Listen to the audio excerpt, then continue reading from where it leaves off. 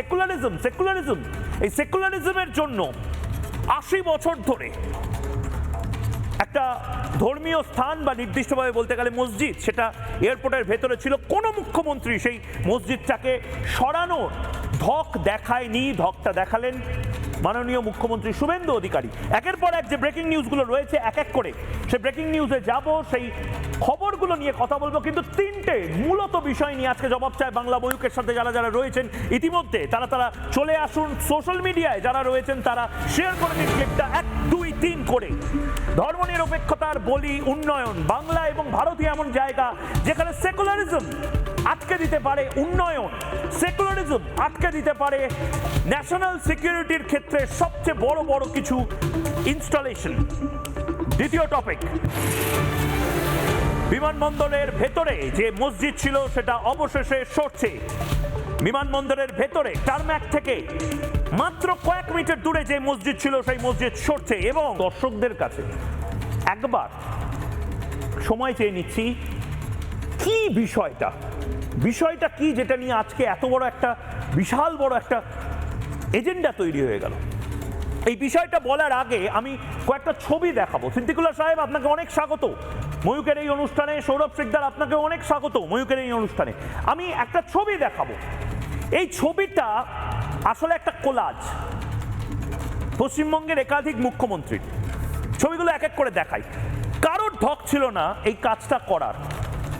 এয়ারপোর্টের মধ্যে একটি ধর্মীয় স্থান রয়েছে, সম্প্রসারণের ক্ষেত্রে বাধা হতে পারে। টারম্যাকের থেকে কয়েক মিটার দূরে কেউ এটা সরানোর কোনো চেষ্টা পর্যন্ত করেনি, কারণ সেকুলারিজমের দোহাই দিতে হবে। ছবিগুলো দেখবো এক এক করে।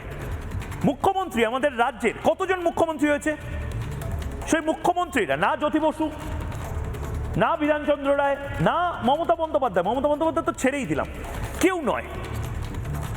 একবার আমাদের রাজ্যের মুখ্যমন্ত্রীদের ছবিগুলো দেখাবো। প্রফুল্ল ঘোষ থেকে শুরু হয়েছে। মাথায় রাখুন, একটি মসজিদ এয়ারপোর্টের ভেতরে ছিল, 100 বছরের ওপরে বয়স। সে মসজিদটা স্থানান্তরিত করা ধর্মীয় আবেগকে সম্মান দিয়ে কেউ সাহস দেখায়নি সেকুলারিজমের জন্য। বিধানচন্দ্র রায় দেখাননি সাহস, প্রফুল্লচন্দ্র সেন সেকুলার হওয়ার তাগিদে এই মসজিদ সরানোর সাহস দেখাননি, অজয় মুখার্জি সাহস দেখাননি, সিদ্ধার্থ শঙ্কর রায় হাতই দেননি, জ্যোতি বসু ওরে বাপরে না কাজই করব না, বুদ্ধদেব ভট্টাচার্য, তাসলিমা নাসরিনের ঘটনা এই বুদ্ধদেব ভট্টাচার্যের সময়, এবং মমতা বন্দ্যোপাধ্যায়। একবার আপনাদেরকে আমি একটা ছবি দেখাতে চাই। এটা এআই জেনারেটেড ছবি। একটা এয়ারপোর্ট, পৃথিবীর কোনো এয়ারপোর্টে আপনি দেখেছেন যে আপনি ডিরেক্ট, আপনার কাছে প্লেনের টিকিট নেই কিন্তু আপনি ডিরেক্ট শুধু আধার কার্ড দেখিয়ে চলে যেতে পারেন? পশ্চিমবঙ্গে কলকাতা শহরের সবচেয়ে গুরুত্বপূর্ণ এয়ারপোর্টে এটা হয়েছে, এত দিন ধরে হয়েছে। আমি সাইডে ছবিটা চালানোর জন্য বলবো, এআই বা আর্টিফিশিয়াল ইন্টেলিজেন্সের মাধ্যমে আমরা যে ছবিটা নির্মাণ করেছি এবং পরে বাস্তবের ছবিটাও দেখাবো, সেই ছবিটা একবার চালানোর জন্য বলবো। দেখুন, প্লেন উঠছে এবং প্লেন যে টারম্যাক থেকে বা রানওয়ে থেকে ওড়ে তার ঠিক পাশে একটি বহু প্রাচীন বাঁকড়া মসজিদ ছিল। এবার এই মসজিদটা আগে না এয়ারপোর্ট আগে, এয়ারপোর্টের পরে মসজিদ, এয়ারপোর্টে কেন মসজিদের পাশে হয়েছে এগুলো পরবর্তী কথা। কিন্তু সেকুলার হওয়ার তাগিদে এই মসজিদটাকে কোনোদিন সরানোর সাহসটুকু দেখায়নি কোনো শাসক। বিজেপি এত বছর পরে, 80 বছর পরে এই কাজটা করছে। এয়ারপোর্ট অথরিটি বারবার বলেছে 165 মিটারের মধ্যে, এই গ্যাপের মধ্যে কিছু আনা যায় না। ইন্ডিয়ান অয়েল এভিয়েশনের ট্যাঙ্কারগুলো থাকে, কিছু একটা বড় সড়ো হয়ে যেতে পারে, কার্গোতে আগুন লেগে গেলে ভয়ঙ্কর কিছু হয়ে যেতে পারে। এটা হয়েছে আসল বাস্তবে। এই ছবিটা একবার আমি দেখাবো, এটা এআই এর ছবি স্পষ্টভাবে দেখানোর জন্য। বাস্তবে যে ছবিটা, সেই ছবিটাও আমি দেখানোর জন্য বলবো, যেখানে প্লেন ওঠানামা করে এবং প্লেন ওঠানামা করার সময় বিলক্ষণ দেখা যায় যে এই মসজিদটা কোথায়। ভাবুন, প্লেনটা যদি ডান দিক থেকে বাঁ দিক হয়ে যায় তাহলে মানে ওপর নিচ যদি হয়ে যায় কি ভয়ঙ্কর জিনিস হতে পারে, এবং এটার জন্য একটা নতুন ইস্যু হয়ে যেতে পারে। এই সমস্ত কিছু এতদিন ধরে হয়েছে সেকুলারিজমের জন্য। এবং খুব নির্দিষ্টভাবে আমি সিদ্দিকুল্লাহ চৌধুরীর কাছে যাওয়ার আগে সাইডে একবার চালানোর জন্য বলবো যে গ্রাফিক্সে বটলনেকগুলো, অর্থাৎ কেন এগুলো সম্ভব নয়। 200 মিটারের মধ্যে কোনো ইনস্টলেশন, কোনো বাড়ি ঘর ধর রাখা যায় না টার্ম্যাকে, কিন্তু এটা ছিল কেন? সিদ্দিকুল্লাহ চৌধুরী এই মুহূর্তে আমাদের সঙ্গে রয়েছেন। সিদ্দিকুল্লাহ সাহেব, আপনাদের যুক্তিটা কি?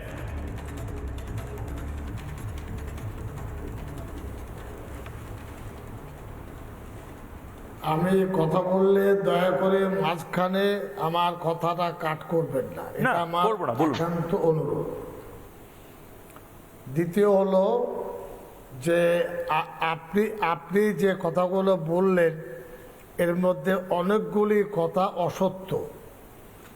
জ্যোতি বসু, বুদ্ধদেব ভট্টাচার্য মিলে রোটান্ডায় মিটিং ডেকেছিলেন, যে মিটিংয়ে আমি আর নাখোদার ইমাম সাবির সাহেব ছিলাম। জ্যোতি বসু বলেছিলেন মসজিদটা সরিয়ে নিন, এই মসজিদ এয়ারপোর্ট সম্প্রসারণের জন্য প্রয়োজন আছে, এ কথা জ্যোতি বসু বলেছিলেন। আপনি একেবারে উড়িয়ে দেবেন, এটা তো ভুল হবে। দ্বিতীয়, আমাদের যে বিমান ব্যানার্জি স্পিকার, মমতা ব্যানার্জি বা আমাদের সরকারের সময় তার অফিসেও আলোচনা হয়েছে। মুকুল রায় আমার বাড়ি এসেছেন, এয়ারপোর্ট অথরিটির সাথে 4 থেকে 5 বার বৈঠক হয়েছে, এটা হলো মূল বিষয়। এরপরে 1890 সালে মসজিদটি স্থাপিত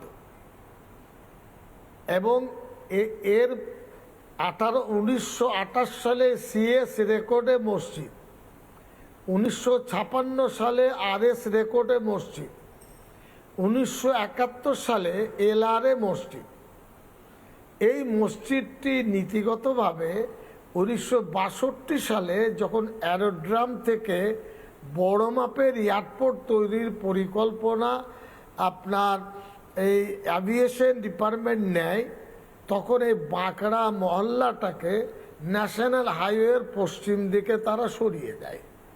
আমি ওই মহল্লায় 40 বছর বসবাস করছি।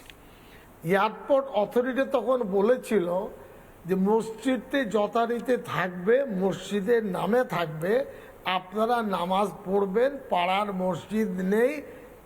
এটা হলো একেবারে 100% সঠিক এবং স্বচ্ছ সত্য কথা। আমাদের ঘাড়ে ওইভাবে চাপিয়ে দেবেন না। ইতিহাস তো বাঁকড়াতে কোনো মসজিদ ছিল না সিদ্দিকুল্লাহ সাহেব। দ্বিতীয় কথা হলো, মানে আপনাদের যুক্তি অনুসারে এয়ারপোর্টটাকে সরে যেতে হবে, কিন্তু মসজিদ থাকবে। আমাদের, আমি বলি আমাদের না, আপনি তোকে ভুল করলেন আবার। এয়ারপোর্ট অথরিটি মসজিদের নামে রেকর্ডটা রেখেছে। এয়ারপোর্ট অথরিটি মসজিদের নাম যদি সরিয়ে দিত ঝামেলাটা থাকতো না। এয়ারপোর্ট অথরিটি 62 সাল থেকে অ্যাট প্রেজেন্ট 1926 সাল আমার কাছে অথরিটির ধারে কটা মাথা আছে, রিপোর্ট রয়েছে। মসজিদের নাম সরিয়ে এটা অন্য কি নাম দেবে? সিদ্দিকুল্লাহ সাহেব, আপনি যদি এয়ারপোর্ট অথরিটি হতেন, আপনি কি নাম দিতেন? মসজিদের নাম সরিয়ে দেবে? সেকুলার পশ্চিমবঙ্গে মসজিদের নাম সরিয়ে দেবে, কি নাম দেবে সিদ্দিকুল্লাহ সাহেব? আপনি নাম কেন দেবে? না না, আপনি সেকুলার, শুনেন, সব কাজ একসাথে গুলিয়ে দেবেন না। এই মসজিদটি যথারীতি এয়ারপোর্ট অথরিটির সদিচ্ছায় পুরোপুরিভাবে নিয়ম নীতির ভিত্তিতে তারা নামাজে কোনোদিন বাধা দেননি। যদি তারা 10 বছর 20 বছর আগে বলতেন হতো। আপনি এটা শুভেন্দুর দিকে টানবেন না। শুভেন্দু একটা পদক্ষেপ নিয়েছেন। আমি ডাইরেক্টরের সাথে 4 বার বৈঠক করেছি। আমরা যে কথা বলছি খুব ছোটভাবে সেটা বুঝবেন। মুসলমান সমাজ মসজিদকে নিজের হাতে তুলে দিতে পারে না, এটা হলো ইসলামী থিঙ্কিং। দেশের স্বার্থে, এয়ারপোর্টের স্বার্থে, নিরাপত্তার স্বার্থে আলোচনার টেবিলটা খুলে বসলে সমাধান হতো। কোথায় আটকে আছে, আপনি আমাদের মাননীয় সঞ্চালক, আপনাকে আমি সেটা ব্রিফ করছি, বুঝে নেবেন। আচ্ছা আমি সিদ্দিকুল্লাহ নিজে সাহেব, আমি প্রায় আপনাকে 15 বছর ধরে হ্যাঁ তাদের সাথে আপনাকে তো আমি বলতে দিলাম, বলতে সুযোগ দিলাম। ভারতবর্ষে এখন আপনি বলুন যে সৌরভ শিকদাররা বা এই বিধায়ক যিনি বসে রয়েছেন তারা কি এখন গন্ডগোলটা পাকাচ্ছে? প্রবলেমটা এখন কি হচ্ছে তাহলে? আমি আপনাকে হ্যাঁ বলছি, সৌরভ শিকদার তিনি সম্মানীয় বিধায়ক, আমি তার ভোটার, এটা তার সম্মানের। কিন্তু উনি ওই দিন বিজেপি বা আর কাউকে নিয়ে এসে 8 নম্বর গেটে মিডিয়ারদের ডেকে সয়লাভ করে দিয়েছেন যে বাঁকড়ায় কিছু একটা হবে। ওই বিরাটির মোড়ে এদিকে বিটি কলেজে এই দায়িত্বহীনতার কাজ তিনি করলেন। আর বললেন যে মসজিদের কোনো কাগজ নেই। এই মিথ্যা কথা যদি বিধায়ক বলেন তো আমাদের তো অন্তরে কষ্ট হবে। তিনি জানার চেষ্টা করলেন না। আমি তাকে বলছি, আমাদের পাড়ার লোক বলেছে, আমি মুর্শিদাবাদে ছিলাম, যে পাড়ার লোকেরা এসে ভিন পাড়ার লোক, আমাদের সাথে কারোর তো বিরোধ নেই, আমাদের পাড়ায় গোলমাল হয় না, বলতেন নোটিশ দেয়নি কেন এয়ারপোর্ট অথরিটি? রোজ মসজিদ খুলে দেয়, মানে ওই গেট, যে আপনারা নামাজে যান, আমাদের তত্ত্বাবধান আবার এটাই বলছি, এটাই সিদ্দিকুল্লাহ সাহেব, আমি আপনাকে একটু থামাচ্ছি। এটাই আমি দর্শকদেরকে বলছি, পৃথিবীর ইতিহাসে কোথাও জাস্ট একটা কলিং বেল বাজালে, আমি দর্শকদের বলছি, একটা কলিং বেল বাজালে একজন সিআইএসএফ দেখে কে এসছে, বলতে হয় আমি নামাজি, আমি নামাজ পড়তে এসেছি। তার কিন্তু কোনো প্লেনে ওড়ার টিকিট নেই, সে কাস্টমসের কেউ নয়, সে এয়ারপোর্টের কেউ নয়, সে সিআইএসএফের কেউ নয়। তারপর তাকে একটা আধার কার্ড দেখাতে হয়। সেই আধার কার্ড দেখানোর পরে সে আধার কার্ড মানে জাস্ট চোখে দেখে নিতে হয়, ঠিক না ভুল না জালি না আসল, কেউ কিছু বলতে পারবে না, টিয়ার 3 সিকিউরিটি। তারপর তাকে বাসে করে নিয়ে যাওয়া হয় মসজিদে, সে নামাজ পড়ে চলে আসে, তাই তো? এইসব মিথ্যা কথা তাহলে কি করে ভুল? আপনি আবার ভুল করছেন। আমাদের পাড়ার লোকজন ছাড়া ভিন পাড়ার লোকজনের এন্ট্রি নিষেধ। সেটা কে নিয়ন্ত্রণ করে? আমাদের পাড়ার মসজিদ নেই বলে তারা বলেছেন পড়ো। বাঁকড়া এলাকায় এরকম অবস্থা যে একটা মসজিদ নেই দাদা, এটা মসজিদ মানে আপনারা মসজিদ বানাতে পারছেন না বাঁকড়ায়, এটা সবচেয়ে বড় খবর হওয়া উচিত। এয়ারপোর্টের ভেতরে মসজিদের থেকে সবচেয়ে বড় খবর হওয়া উচিত বিরাটি বাঁকড়ায় যদি বিজেপি শাসিত রাজ্যে একটা মসজিদ না বানাতে পারে। নয় ও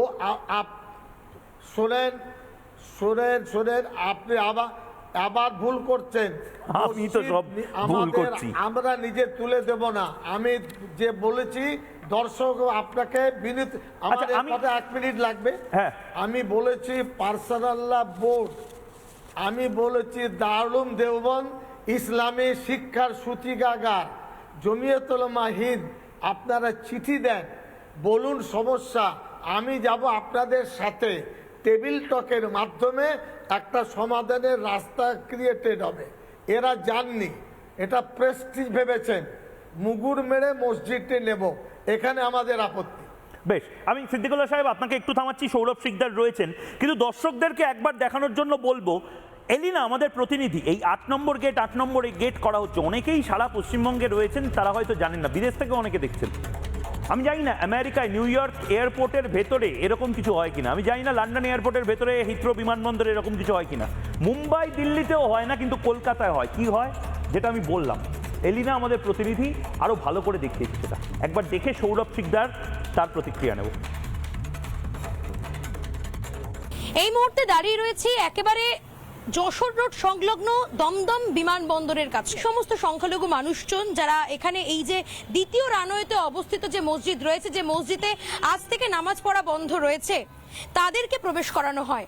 এই যে গেট দিয়ে, এই কালো যে গেট রয়েছে, এখানে কলিং বেল রয়েছে, সেই কলিং বেল টিপলে এবং হাতে যদি তাদের আধার কার্ড থাকে, সেই আধার কার্ড দেখিয়ে তারা কিন্তু ভেতরে প্রবেশ করতে পারে এবং তারপর সেখান থেকে বাসে করে তাদেরকে সেই যে রানওয়েতে অবস্থিত যে জায়গাটিতে মসজিদটি অবস্থিত রয়েছে সেখানে নিয়ে যাওয়া হয়। অর্থাৎ যদি কারোর হাতে এই আধার কার্ডের জায়গায় জাল আধার কার্ড বা নকল আধার কার্ড থাকে, তারাও কিন্তু এই গেট দিয়ে মানে অনায়াসে প্রবেশ করতে পারবে, তাদের কাছে কোনো বাধাই নয়। নিরাপত্তা সংক্রান্ত বিষয় রয়েছে এবং তার সঙ্গে সঙ্গে বিমান চলাচল, বিমান অবতরণের ক্ষেত্রেও কিন্তু অত্যন্ত সমস্যা হচ্ছে এই মসজিদটি ভেতরে থাকায়। সেই কারণেই কিন্তু রাজ্য সরকার এবং কেন্দ্রীয় সরকারের পক্ষ থেকে এই মসজিদটি সরিয়ে নেওয়ার, অন্যত্র সরিয়ে নেওয়ার সিদ্ধান্ত নেওয়া হয়েছে। ক্যামেরায় দীপঙ্কর কাঞ্জিলালের সঙ্গে লীনা ভট্টাচার্যের রিপোর্ট, রিপাবলিক বাংলা।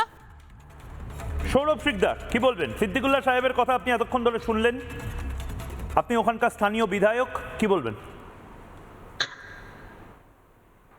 মহিবদা, সব থেকে বড় কথা হচ্ছে যে একটা সত্যিকে একটা মিথ্যেকে বারবার বললে যদি সেটা সত্যি হয়ে যায়, এই ধারণা যারা পোষণ করেন তাদের না আমি তাদের মানসিক সুস্থতা নিয়ে প্রশ্ন করতে চাই।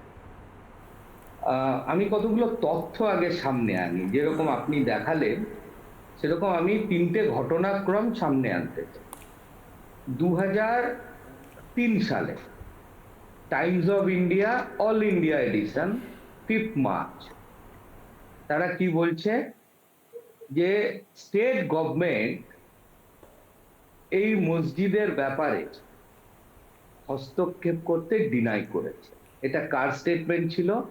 তৎকালীন দমদমের সাংসদ এবং তৎকালীন কেন্দ্রীয় মন্ত্রী প্রয়াত তপন সিনহা। 1999 থেকে এই বিষয়টা পার্লামেন্টে উত্থাপিত হয়েছে। 2002 সালে তৎকালীন সিভিল এভিয়েশন মন্ত্রী শাহনাজ হুসেন স্টেট গভর্নমেন্টকে আলটিমেটাম দিয়েছিল এই মসজিদ যাতে শিফট করা হয় সেই ব্যাপারে পদক্ষেপ নিতে। 2002 সালের টেলিগ্রাফে এই খবরটিও বেরিয়েছে। এবং যখন একটা আমি সংবাদপত্রের কেন রেফারেন্স দিচ্ছি, যে এই ডেট দিয়ে খুঁজলেই এটা ইন্টারনেটে অ্যাভেলেবল, আপনাকে অত নথিপত্র ঘাঁটতে হবে না।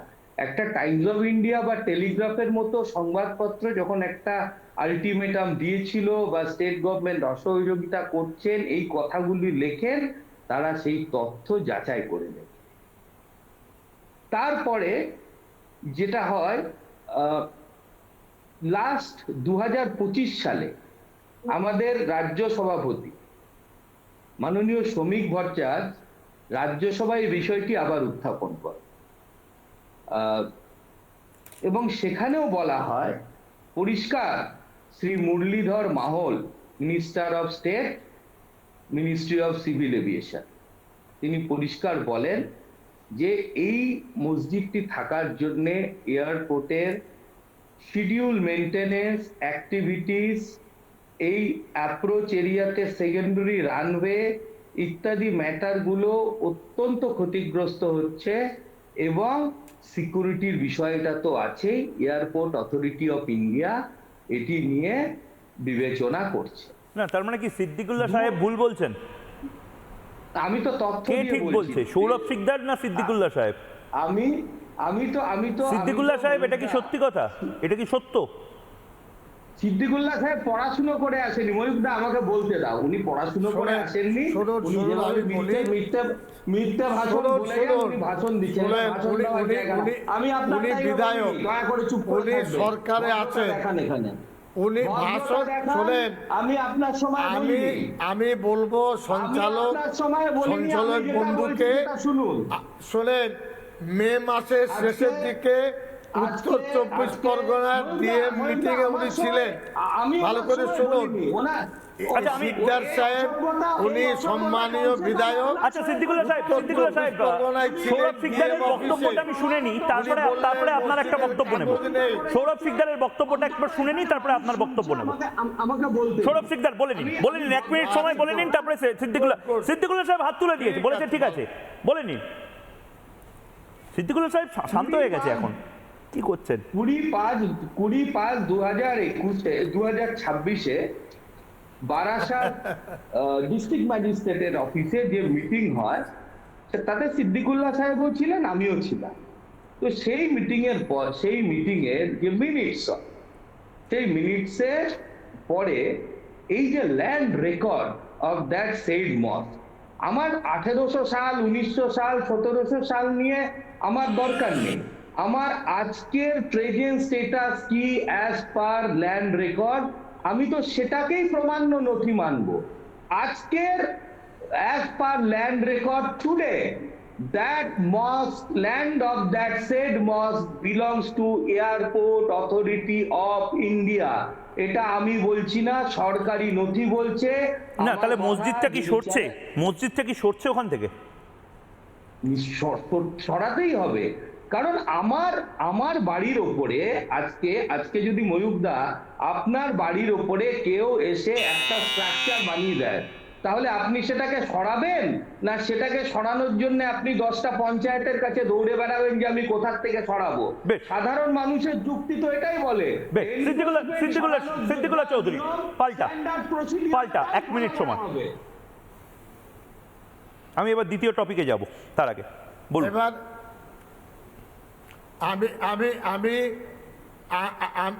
আমি আমাদের মাননীয় বিধায়ককে বলবো, আমি যেটা বলেছি আবার বলছি, দেশের স্বার্থে, এয়ারপোর্টের স্বার্থে, ব্যবসার স্বার্থে, নিরাপত্তার স্বার্থে আমাদের কোনো দ্বিমত নেই। কিন্তু আমরা যেটা বলেছি, মুসলমান সমাজ নিজের হাতে মসজিদটা তুলে দেবে না, পার্লামেন্টে আইন তৈরি করে নেন, অথবা যারা স্কলার তাদের কাছে বলুন এই সমস্যা সমাধানের রাস্তা খুলবে, মুগুর মেরে নেবেন না। এটা হলো আমার মুখ্য বিষয়। জোর করে চাপিয়ে দিয়ে কেওয়াস সৃষ্টি করবেন, এতে আমাদের আপত্তি আছে। ব্যাস, আমি শেষ বক্তব্য। তার মানে দালালোটা কি ব্যাপারটা? আধ ঘন্টা, এই যে 8টা থেকে 8:30 আমরা কথা বললাম, মানে মুসলমানরা তারা মসজিদ নিজে হাতে এই কাজ করবে না, আর কেউ যদি টাচ করে তাহলে সেটা আইন শৃঙ্খলার ঘটনা হয়ে যাবে। আর এয়ারপোর্টের মধ্যে থেকে মসজিদ সরবে না, দরকার হলে এয়ারপোর্ট সরে যাক। চমৎকার সেকুলারিজম। তাহলে ফাইনালি কি দাঁড়ালো? না এটাও বলবো না। শোনা, না ভুল কথা। তাহলে দালালোটা কি?